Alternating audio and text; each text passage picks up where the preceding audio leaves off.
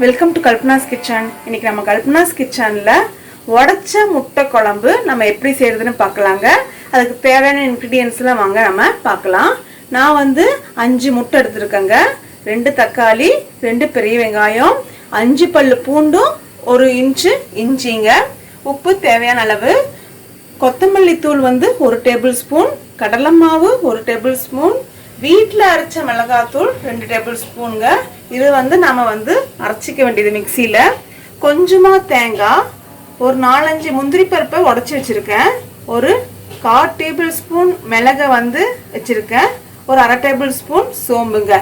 இவ்வளோதாங்க நம்மளுக்கு உடைச்ச முட்டை குழம்புக்கு தேவையான இன்க்ரீடியன்ஸ். இப்போ நெக்ஸ்ட் ஸ்டெப்பாக நம்ம தக்காளி குட்டி குட்டியாக கட் பண்ணிக்க போகிறோம், வெங்காயத்தை குட்டி குட்டியாக கட் பண்ணிக்க போகிறோம், இஞ்சி பூண்டு மிக்சியில் போட்டு கொஞ்சம் ஃபைன் பேஸ்ட்டாக அரைச்சி வச்சுக்கோங்க. இந்த தட்டில் இருக்கிறதெல்லாம் கொஞ்சம் தண்ணி ஊற்றி ஃபைன் பேஸ்ட்டாக அரைச்சி வச்சுக்கோங்க. நீங்களும் அரைச்சி வச்சுக்கோங்க. நெக்ஸ்ட் ஸ்டெப் எப்படி நம்ம பார்க்கலாங்க.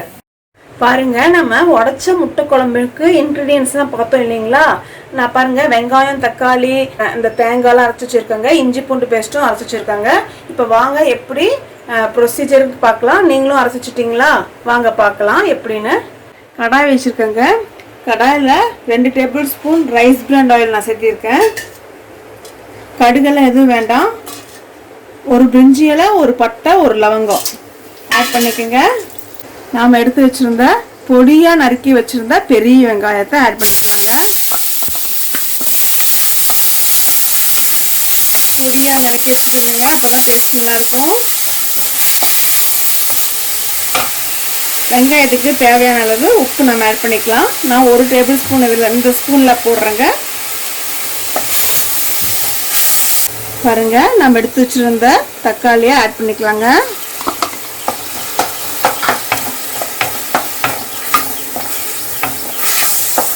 இஞ்சி பூண்டு விழுந்து நல்லா மிக்ஸ் பண்ணிட்டு இருக்குங்க. இந்த இஞ்சி பூண்டு எல்லா இடத்துக்கும் படுற மாதிரி 2 மினிட்ஸ் பாருங்க, இது நல்லா வதக்கட்டுங்க. நீங்களும் வதக்கிக்கோங்க. வதக்கிக்கிற அப்புறம் நம்ம பார்க்கலாங்க. 2 மினிட்ஸ் ஆயிடுச்சுங்க. பாருங்க, நல்லா வதக்கிடுச்சுங்க. அந்த ராஸ்மெல்ல இஞ்சி பூண்டு ராஸ்மெல்லாம் போயிடுச்சு, எல்லாம் மோஜ் ஆயிடுச்சு. பாருங்க, தக்காளி வெங்காயம் எல்லாமே. இந்த ஸ்டேஜில் நாம் எடுத்து வச்சுருந்த மிளகாத்தூள், ஹோம்மேட் மிளகாத்தூளும், கொரியாண்டர் பவுடரும், கடலை மாவு 1 டேபிள் ஸ்பூன் ஆட் பண்ணிக்கலாங்க. ஆட் பண்ணிவிட்டு கொஞ்சமாக தண்ணி அது மேலே ஊற்றிக்குங்க. கொஞ்சமாக ஊற்றிக்கோங்க போதும். இந்த தண்ணியில் கொஞ்சம் குக் ஆகிறதுக்கு நம்ம கொஞ்சம் தண்ணி ஊற்றுறோம். இது சிம்மில் வச்சு ஒரு 2 மினிட்ஸ் நம்ம வதக்கிக்கலாங்க. 2 மினிட்ஸ் ஆயிடுச்சுங்க. அந்த மிளகாத்தூள், அந்த ராஸ்மெல்லாம் போயிடுச்சுங்க. பாருங்க, கிரேவி கொஞ்சம் திக்காயிடுச்சு. அதுக்கு தான் நம்ம அந்த கடலை மாவு நம்ம ஆட் பண்ணுறோங்க. நம்ம லாஸ்ட்டாக எடுத்து வச்சுருந்தா அந்த தேங்காய் ஆட் பண்ணிக்கலாங்க. இப்போ கொஞ்சம் நம்ம தண்ணி ஆட் பண்ணிக்கலாங்க. ஒரு 1/2 டம்ளர் தண்ணியை நம்ம ஆட் பண்ணிக்கலாம். இது நம்ம கொதிச்சா நம்ம முட்டையை உடச்சி ஊற்றிடலாங்க. கொதிட்டுங்க. கொதிச்சப்பறம் நம்ம பார்க்கலாங்க.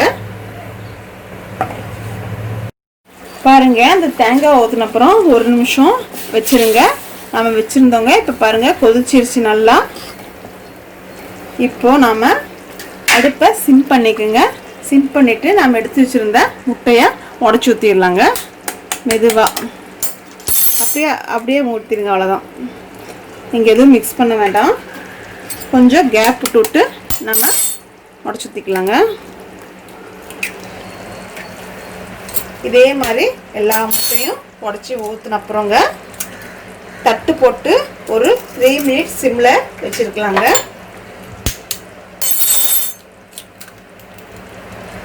கொஞ்சம் கேப் விட்டு உடச்சிக்குங்க. அப்போ தான் அந்த வேகிறதுக்கு அது அப்படியே இருக்கும். அந்த முட்டை வெந்தா அவ்வளோதாங்க. அப்படியே எதுவும் மிக்ஸ் பண்ண வேண்டாம். சிம்மில் வச்சுக்கோங்க. அடுப்பை தட்டு போட்டு மூடிடுங்க.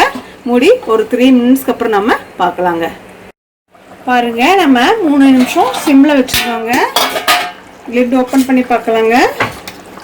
பாருங்க, முட்டை சூப்பராக வெந்திருக்குங்க.